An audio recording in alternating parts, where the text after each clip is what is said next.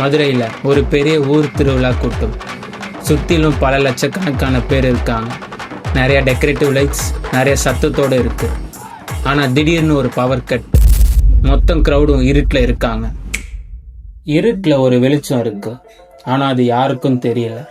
இப்படி தான் நம்ம யூனிவர்ஸும் இருக்குது. இப்போது நம்ம மில்கிவே கேலக்சியில் மட்டும் 4 பில்லியன் ஸ்டார்ஸ் இருக்குது.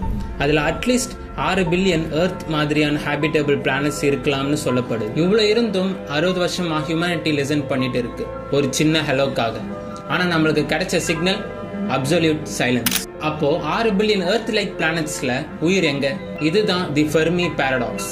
சில சயின்டிஸ்ட் த கிரேட் ஃபில்டர்னு ஒரு தியரியை ப்ரொபோஸ் பண்றாங்க.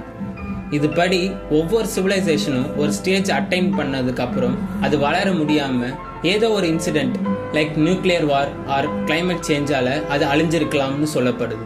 த ஸ்கேரியஸ்ட் கொஸ்டின் இஸ், இந்த கிரேட் ஃபில்டர் டைம் லைனை நம்ம ஆல்ரெடி கிராஸ் பண்ணிட்டோமா, இல்லை இது நம்ம ஃபியூச்சரில் வெயிட் பண்ணிட்டு இருக்கா?